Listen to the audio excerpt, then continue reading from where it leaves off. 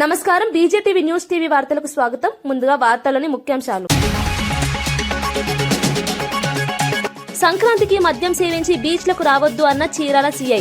బీచ్ల వద్ద మద్యం సేవిస్తే కఠిన చర్యలు తప్పవన్న సీఐ. పండుగ రోజున భద్రతకే ప్రాధాన్యం ఇవ్వాలన్న చీరాల సీఐ. సంక్రాంతి సంబరాల్లో మత్తు వద్దని ప్రజలకు పోలీసుల సూచన. పండుగ రోజున ఐవీఆర్ఎస్ రాజకీయ ప్రచారంపై వైఎస్ఆర్సీపీ ఆగ్రహం. దేవుడి పేరుతో తప్పుడు ప్రచారం చేస్తే సహించమన్న వైఎస్ఆర్సీపీ. రాజకీయ లాభాల కోసం భావోద్వేగాల దుర్వినియోగంపై విమర్శలు. ప్రజల తప్పుడు ఐవీఆర్ఎస్ కాల్స్ ను నమ్మవద్దని వైఎస్ఆర్సీపీ పిలుపు. రాయలసీమ లిఫ్ట్ ప్రాజెక్టుపై జగన్ పై సోమిరెడ్డి విమర్శలు. రాష్ట్ర ప్రయోజనాలను జగన్ తాకట్టు పెట్టారని సోమిరెడ్డి ఆరోపణ. ఎన్జీటీ స్టేపై వైసీపీ పాత్ర ఉందంటూ టీడీపీ ఎమ్మెల్యే వ్యాఖ్యలు. ఏపీ రాజకీయాల్లో హీట్ పెంచిన సోమిరెడ్డి వ్యాఖ్యలు. కుట్రపూరిత కథనాలు వేస్తే చట్టపరమైన చర్యలు తప్పవు. ఆధారం లేని ఆరోపణలపై మంత్రి పొన్నం తీవ్ర హెచ్చరిక. వ్యక్తిత్వ హరణం చేస్తే చూస్తూ ఊరుకోమన్న పొన్నం. మీడియా బాధ్యతగా వ్యవహరించాలని మంత్రి సూచన. సైబర్ మోసాలపై ప్రజలు అప్రమత్తంగా ఉండాలని నాని సూచన. కుటుంబ భద్రతకే ప్రాధాన్యం ఇవ్వాలని నాని పిలుపు. అనుమానాస్పద లింకులపై జాగ్రత్తగా ఉండాలన్న నాని. అవగాహనతోనే సైబర్ నేరాలను అడ్డుకోవచ్చన్న నాని. తిరుమల శ్రీ వెంకటేశ్వర స్వామిని ప్రముఖ ప్రవచనకర్త చాగంటి కోటేశ్వరరావు దర్శించుకున్నారు.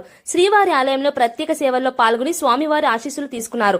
అనంతరం ఆలయ ప్రాంగణంలో భక్తులతో మాట్లాడిన చాగంటి తిరుమలలోని ఆధ్యాత్మిక శక్తి ప్రతి ఒక్కరిని ప్రభావితం చేస్తుందని తెలిపారు. శ్రీవారి దర్శనంతో మనసుకు ప్రశాంతత కలుగుతుందని, భక్తి మార్గంలో నడవాలని సూచించారు. చాగంటి దర్శనం సందర్భంగా భక్తులు పెద్ద సంఖ్యలో తరలివచ్చారు. ఆలయ అధికారులు ప్రత్యేక ఏర్పాట్లు చేసి దర్శనాన్ని సజావుగా నిర్వహించారు. శ్రీవారి సేవలు, నిత్య కైంకర్యాలు భక్తుల్లో ఆధ్యాత్మిక ఉత్సాహాన్ని పెంచుతున్నాయని తెలిపారు. తిరుమలలో చాగంటి దర్శనం భక్తుల్లో ప్రత్యేక ఆకర్షణగా నిలిచింది.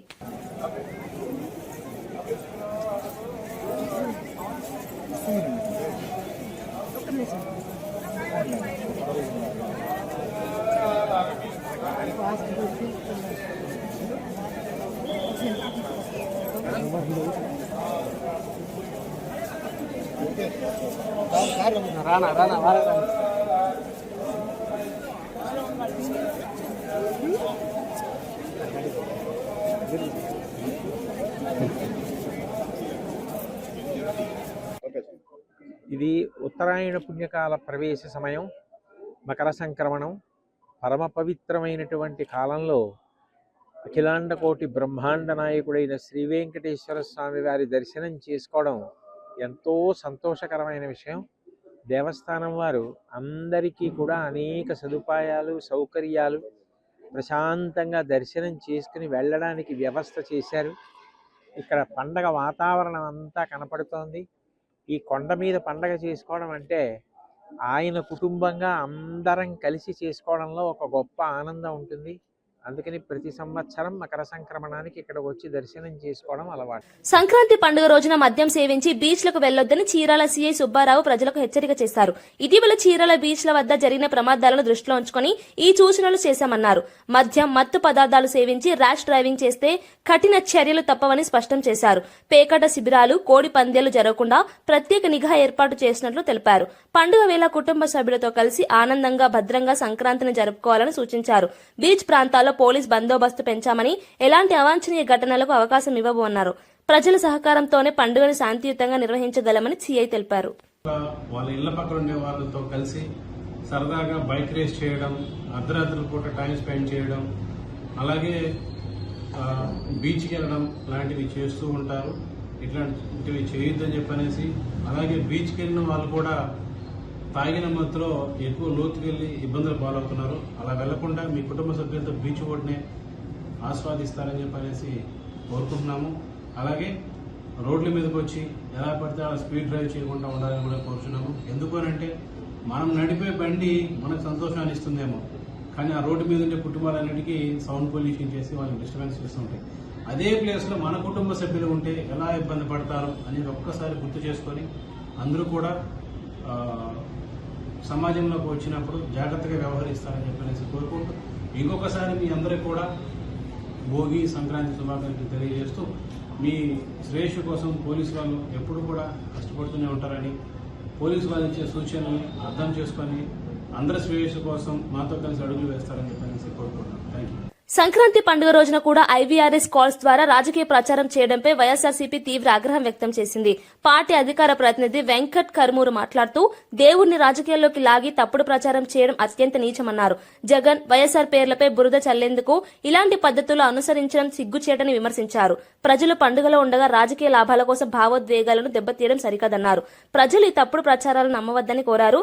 ప్రజాస్వామ్యంలో రాజకీయాల విలువలతో సాగాలని, ఇలాంటి చర్యలు ప్రజల్లో అసహనాన్ని పెంచుతాయని వ్యాఖ్యానించారు. ఈ అంశం రాజకీయ వర్గాల్లో చర్చనీయాంశంగా మారింది. మీరు వచ్చిన తర్వాత తిరుమలలో గోవులు చనిపోవటం, తిరుపతిలో వైకుంఠ ఏకాదశి సందర్భంగా టికెట్లలో తొక్కిసలాట జరిగి 6 చనిపోవటం, ఏదైతే మొన్న మద్యం బాటిల్లు, అదేమన్నా మద్యం బాటిల్ వైఎస్ఆర్సీపీ వాళ్ళు పెట్టాడని చెప్పి దుష్ప్రచారం చేస్తారా? కింద అలిపిరి దగ్గర చెక్ పోస్ట్ లో ఏం గుడ్డిగారిని పలుదోవారు? చెక్ పోస్ట్ దగ్గర చెక్ చేయకుండా పైకి పంపించేస్తున్నారా? రేపొద్దున ఇంకోటి ఏదో ఒకటి తీసుకెళ్తాడు, బాంబులో ఇంకోటో, అలానే వదిలేస్తారా? అంటే మీ అసమర్థతను మీరు కప్పిపుచ్చుకోవడానికి తిరుమలలో ఖాళీ మద్యం సీసాలు ఎలా వెళ్ళిని పైనుంచి డైరెక్ట్ గా తీసుకొచ్చి వేయరు కదా, కింద అలిపిరి నుంచి వెళ్ళినాయి కదా. అలిపిరి చెక్ పోస్ట్ దగ్గర వాటర్ బాటిల్ అలౌ చేయనటువంటి మీరు మద్యం బాటిల్ ఎలా అలౌ చేశారు? తక్షణం రాజీనామా చేయాలి. మీకు సిగ్గు సరే అని ఉంటే ఐవీఆర్ఎస్ కాల్స్ గారు చేయటం, మళ్ళీ దాని మీద వైఎస్ఆర్సీపీ మీద వేస్తారా? దాన్ని మళ్ళీ రివర్స్ లో మీరు కడుపుకి అన్నం తింటల్లా మీరు ఉన్మాదకరంగా తయారయ్యారు. ఎంత దారుణమా! ఈ కూటమి ప్రభుత్వం తన అసమర్థతను కప్పిపుచ్చుకోవడం కోసం, తిరుమలలో రోజు జరుగుతున్నటువంటి భద్రతా వైఫల్యాలు, అపవిత్రాలను కప్పిపుచ్చుకోవడం కోసం ఈ ఫేక్ ఐవీఆర్ఎస్ కాల్స్ చేసి వైఎస్ఆర్ కాంగ్రెస్ పార్టీ మీద నెట్టేటటువంటి కార్యక్రమం చేస్తా ఉంది. దయచేసి ప్రజలను కూడా గమనించమని చెప్తా ఉన్నా. వైసీపీ అధినేత జగన్ పై టీడీపీ ఎమ్మెల్యే సోమిరెడ్డి చంద్రమోహన్ రెడ్డి తీవ్ర విమర్శలు గుప్పించారు. రాయలసీమ లిఫ్ట్ ఇరిగేషన్ ప్రాజెక్టు విషయంలో జగన్ రాష్ట్ర ప్రయోజనాలను తాకట్టు పెట్టారని ఆరోపించారు. కేసీఆర్ తో ఉన్న రాజకీయ అనుబంధం కోసం ఈ ప్రాజెక్టుపై తెలంగాణ ప్రభుత్వం ఎన్జీటీలో ఫిర్యాదు చేసేలా పరోక్షంగా సహకరించారన్నారు. చంద్రబాబు హయాంలో ఏ ప్రాజెక్టుపైనా ఎన్జీటీ స్టే రాలేదని గుర్తు చేశారు. రేవంత్ రెడ్డి చంద్రబాబు కుమ్మక్కయ్యారని వైసీపీ నేతలు చెప్పడం హాస్యాస్పదమన్నారు. ప్రజల్ని తప్పుదారి పట్టించే ప్రయత్నాలు చేస్తున్నారని విమర్శించారు. ఈ వ్యాఖ్యలు ఏపీ రాజకీయాల్లో హీట్ పెంచాయి. రాయలసీమ లిఫ్ట్ గురించి చంద్రబాబు నాయుడు గారు, రేవంత్ రెడ్డి గారు ఇద్దరు కలిసి కుమ్మక్కయ్యి రేవంత్ రెడ్డి కోసం రాయలసీమకి నష్టం చేశాడని నోరు పారేసుకుంటున్నారు. నేను స్ట్రైట్గా ఒకటే అడుగుతా, ఎన్జీటీ స్టే ఇచ్చినప్పుడు ముఖ్యమంత్రి ఎవరు? ఆంధ్రాకి జగన్మోహన్ రెడ్డి. అప్పుడు తెలంగాణలో ముఖ్యమంత్రి ఎవరు? కేసీఆర్. మీరిద్దరు సొంత అన్నదమ్ముళ్ళు, రక్తం ఇద్దరిది ఒకటే. అటువంటిప్పుడు 4 ఏళ్ళు కేసీఆర్తో లాలూచి పడి ఎన్జీటీ స్టే వేకేట్ చేయించకుండా, ఆ వర్క్ కంటిన్యూ చేయకుండా రాయలసీమ లిఫ్ట్ని మూలబెట్టింది ఎవరో అని అడగకుండా కేసీఆర్, జగన్మోహన్ రెడ్డి లాలూచి పడారని స్ట్రైట్గా అడగకుండా, ఇది మీ టైంలో చేసిన పాపాలని ఈరోజు మాకు వంటగట్టేదానికి ఎట్టి ప్రయత్నం చేస్తాం? రాయలసీమ పేరెత్తే ఆగదు లేదు. ఇంకైనా నోరు మూసుకొని గమ్ము కూర్చోండి. వాస్తవాలు ప్రజల్లోకి వెళ్ళిపోయినాయి. నోరు పారేసుకోబోకండి. కొన్ని టీవీ ఛానళ్లు వ్యక్తిత్వాన్ని కించపరుస్తూ ప్రభుత్వాన్ని భ్రష్టు పట్టించేలా వార్తలు ప్రసారం చేస్తున్నాయని మంత్రి పొన్నం ప్రభాకర్ ఆగ్రహం వ్యక్తం చేశారు.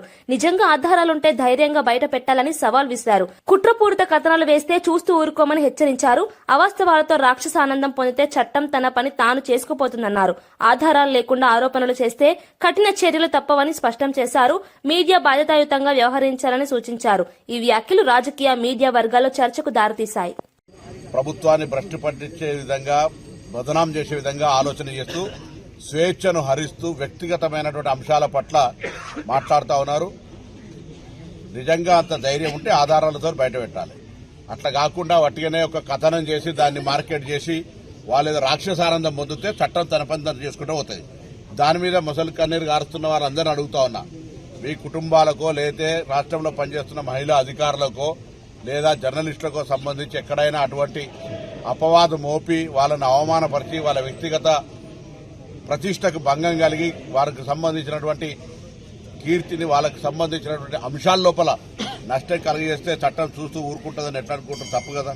అందుకే ప్రభుత్వంలో ఇటువంటి నిరాధారమైన, ఎటువంటి కస లేకుండా ఒక రాజకీయ దురుద్దేశంతో కుట్ర చేసి అందులో పత్రికలు లేదా సోషల్ మీడియా ఇటువంటివి చేస్తే ప్రభుత్వం తప్పకుండా, గతంలోనే చెప్పడం జరిగింది, దాంట్లో రాజకీయ ప్రమేయం అవసరం లేదు. ప్రభుత్వం తప్పకుండా చట్టంలో ఉన్నటువంటి పరిధి ప్రకారంగా కఠిన చర్యలు తీసుకోవాలి. దానికి చెప్తే పొలిటికల్ కాన్స్పిరసీ ప్రభుత్వాన్ని రాగానే ఇది ఎన్ని రోజులు నడుస్తుంది కూలగొడతామన్నారు. దాని తర్వాత రకరకాల ప్రభుత్వానికి అస్తిత్వపరిచే ప్రయత్నం చేసినారు, రకరకాల బదనాం చేసే ప్రయత్నం చేసినారు. ఆఖరికి మేము అధికారంలోకి రాకముందు జరిగిన కాళేశ్వర సంఘటన కూడా మేమే బాంబు పెట్టి పేల్చినామనే అసహనంలో ఉన్నారు. ఎంత ఫ్రస్ట్రేషన్లో ఉన్నారంటే వాళ్ళు ఏం చేస్తున్నారో తెలిసే పరిస్థితి లేదు కాబట్టి ఇటువంటి కథనాలు చేస్తున్నారు. అది వాళ్ళకు మంచిది కాదు. నేరుగా ఇండైరెక్ట్ గా ఎవరు దీని అనుకున్నా బరాబర్ తప్పకుండా కఠిన చర్యలకు బాధ్యత వహించాల్సింది. అనంతపురం జిల్లా పోలీస్ హెడ్ క్వార్టర్స్ లో గ్రామీణ సంస్కృతి ఉట్టిపడేలా సంక్రాంతి సంబరాలు ఘనంగా నిర్వహించారు. జిల్లా ఎస్పీ జగదీష్ గోలీలు లగూరి ఆడుతూ బొంగరాలు తిప్పుతూ అందరితో కలిసి సందడి చేశారు.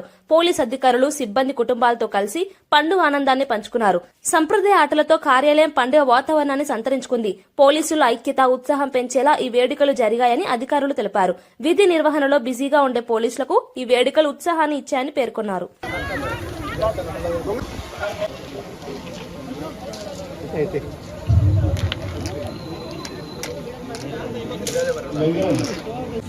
కొంచెం వెనక్కి రండి.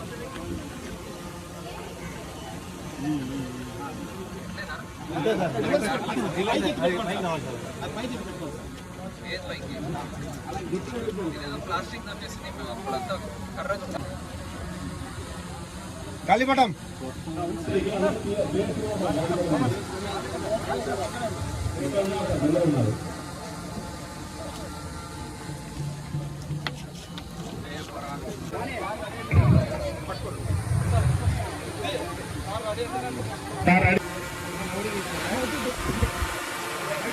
చేయాలంటే బాగా ఎగరాలి మీరు.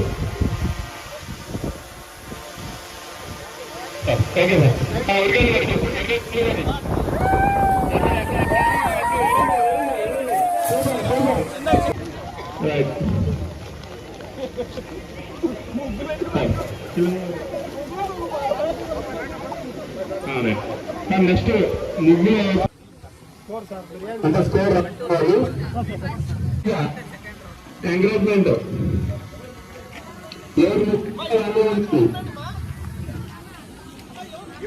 మేడం గారు ఏం చేస్తున్నారు మొత్తం ముగ్గులకు సంబంధించి. నెల్లూరు జిల్లా కావలి రైల్వే స్టేషన్ సమీపంలో గూడ్స్ రైలు పట్టాలు తప్పింది. ఢిల్లీ నుంచి రేణిగుంట వెళ్తున్న రైలులో 2 బోగీలు ట్రాక్ నుంచి దిగిపోయాయి. దీంతో రైల్వే ట్రాక్ దెబ్బతిని ఈ మార్గంలో ప్రయాణించే పలు రైళ్లకు స్వల్ప అంతరాయం ఏర్పడింది. సమాచారం అందుకున్న వెంటనే రైల్వే అధికారులు, సిబ్బంది సంఘటనా స్థలానికి చేరుకున్నారు. ట్రాక్ పునరుద్ధరణ చర్యలు చేపట్టారు. ఎలాంటి ప్రాణ నష్టం జరగకపోవడంతో అధికారులు ఊపిరి పీల్చుకున్నారు. ఘటనపై విచారణ కొనసాగుతోంది.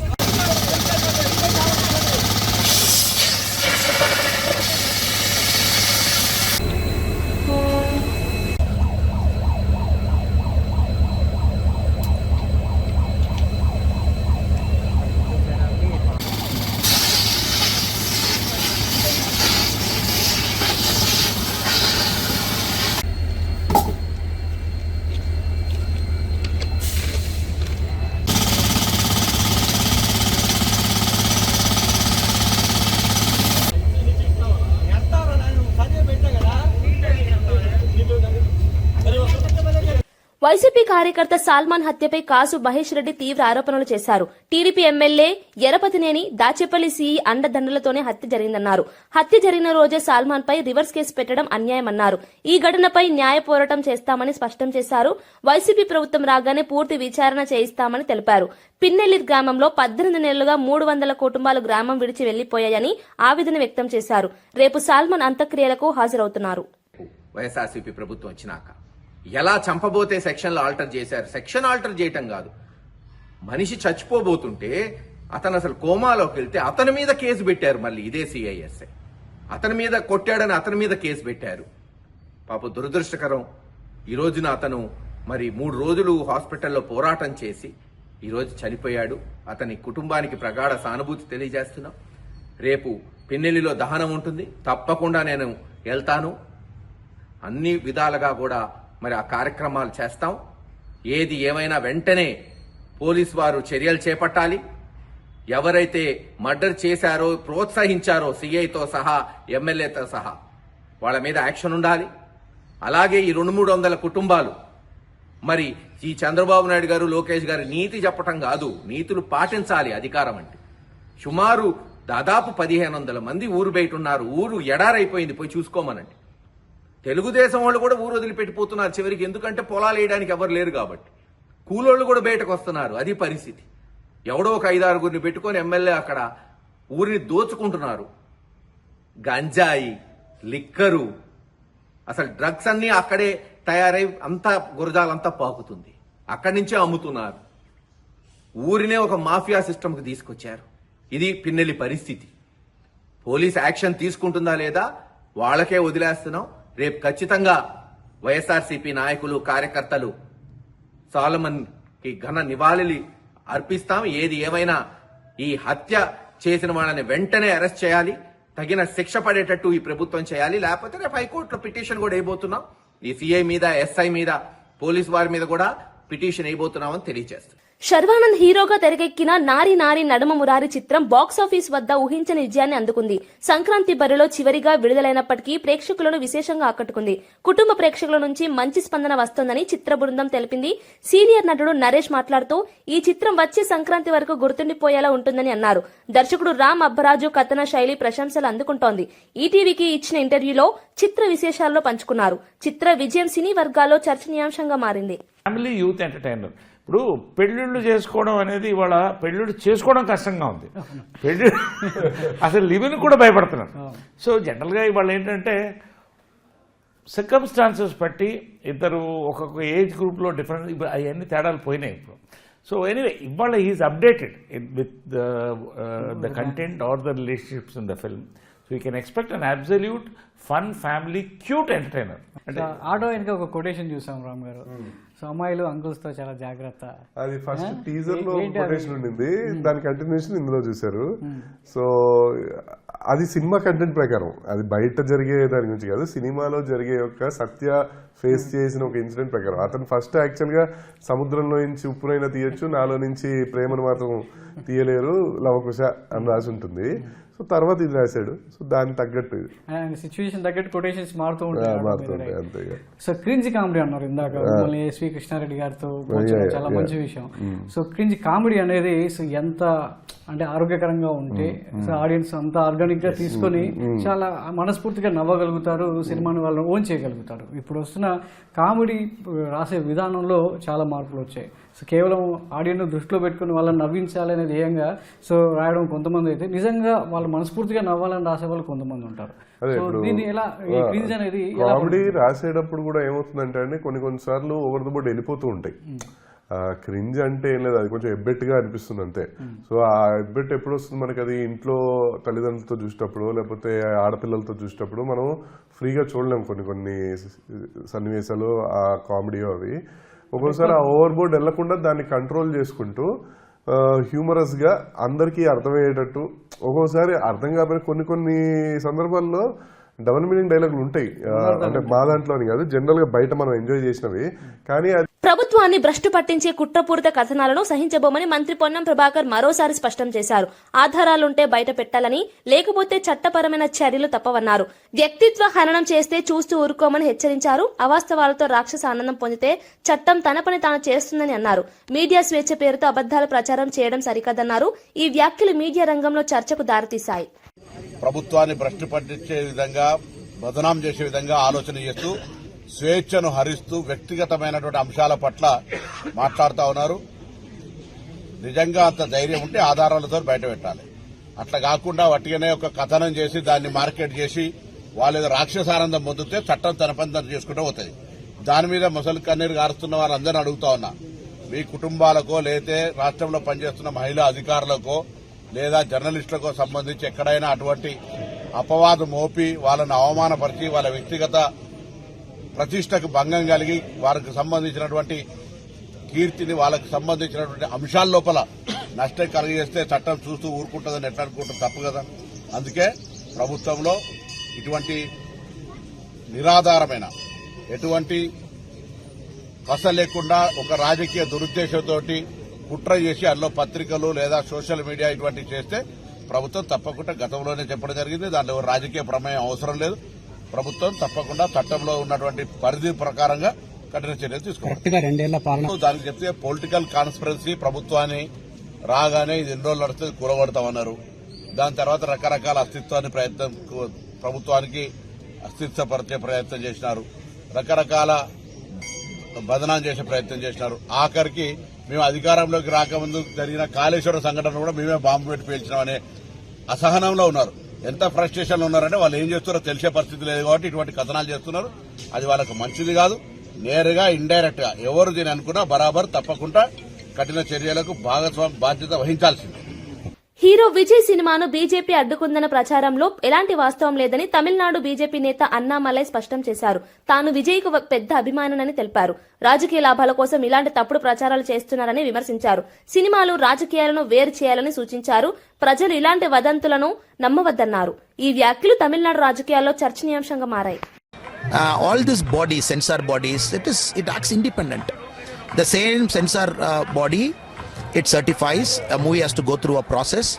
When the Honorable Madras High Court has given a verdict favoring CBFC in this particular case, the process was not followed. Nobody can push a court under CBFC to give a clearing license within a short span of time. When the court has said, we respect the court. At the same time, I am also a fan of actor Vijay, lot of Tamil actors. We also want the movies to come out. So we are also waiting for the movie to come out. So faster it gets cleared, the censor, the faster it comes out. We are also waiting for the day when the movie comes, all of us will go and watch. I keep cinema different, I keep politics different. I don't mix it. Moment you mix cinema and politics, it's a deadly combination, then people will speak this kind of things. So Rahul Gandhi has to understand, cinema is different, politics is different. And let us not confuse both. Since actor Vijay chose to become a political Vijay now, and Mr.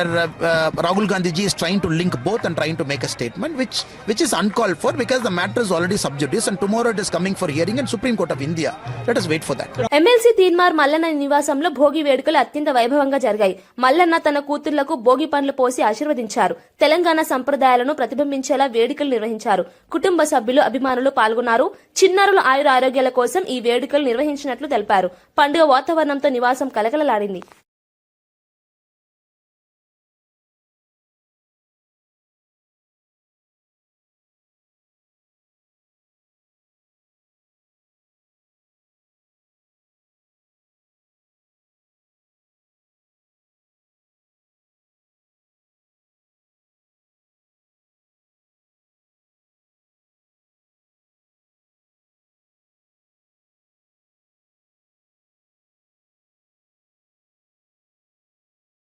Shri Sathya Sai జిల్లా కదిరి నియోజకవర్గంలో CM సహాయ నిధి చెక్కుల పంపిణీ జరిగింది.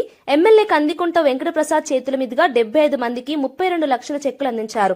గత 18 నెలల్లో 350 మందికి 3 కోట్ల నిధులు అందించినట్లు తెలిపారు. గత వైసీపీ హయాంలో అభివృద్ధిని విస్మరించారని విమర్శించారు. ప్రజలకు అండగా ప్రభుత్వం నిలుస్తుందన్నారు. పాలనలో పక్కనే కూతవేడు దూరంలో ఉండే ముఖ్యమంత్రి ఏ రోజైనా కదిరి నియోజకవర్గానికి ముఖ్యమంత్రి హోదాలో ఇక్కడికి వచ్చినాడా ఎన్నికల ప్రచారానికి తప్పితే, లేదు ప్రతిపక్ష పార్టీలో ఉన్నప్పుడు చెప్పుతో కొడతా అని చెప్పడానికి తప్పితే, ఆ మాట ముఖ్యమంత్రి గారిని చెప్పుతో కొడతానని చెప్పడానికి తప్పితే, లేదంటే ఎన్నికలప్పుడు ఓట్లు అడుక్కోవడానికి తప్పితే, ముఖ్యమంత్రి హోదాలో ఈ నియోజకవర్గానికి ఏ రోజైనా వచ్చి ఈ నియోజకవర్గం మంచి గురించి ఆలోచన చేశాడో ఒకసారి తెలియజేస్తాం.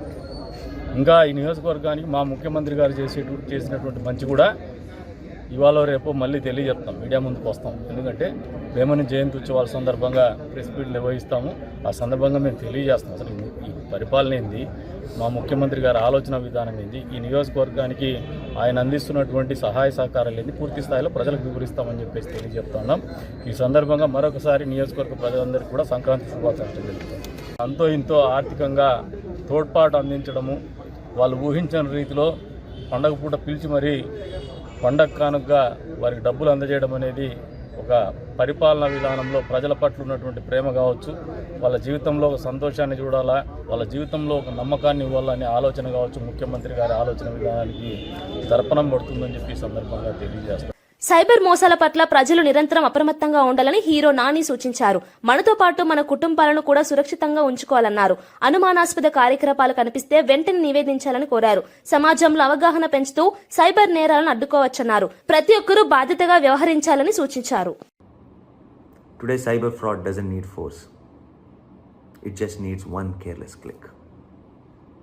And the damage can go far beyond money. So let's take a pledge. I pledge to stay alert, verify before I act, and to report every suspicious online activity for mine and my family's safety. I'm joining the cyber safety movement and taking this as my New Year resolution. Milkar karenge fraud ka full stop. Wish you all a very, very happy New Year. Have a safe and fraud-free 2026. వార్తలు ముగించే ముందు ముఖ్యాంశాలు మరోసారి. సంక్రాంతికి మద్యం సేవించి బీచ్లకు రావద్దు అన్న చీరాల సీఐ. బీచ్ల వద్ద మద్యం సేవిస్తే కఠిన చర్యలు తప్పవన్న సీఐ. పండుగ రోజున భద్రతకే ప్రాధాన్యమివ్వాలన్న చీరాల సీఐ. సంక్రాంతి సంబరాల్లో మత్తు వద్దని ప్రజలకు పోలీసుల సూచన.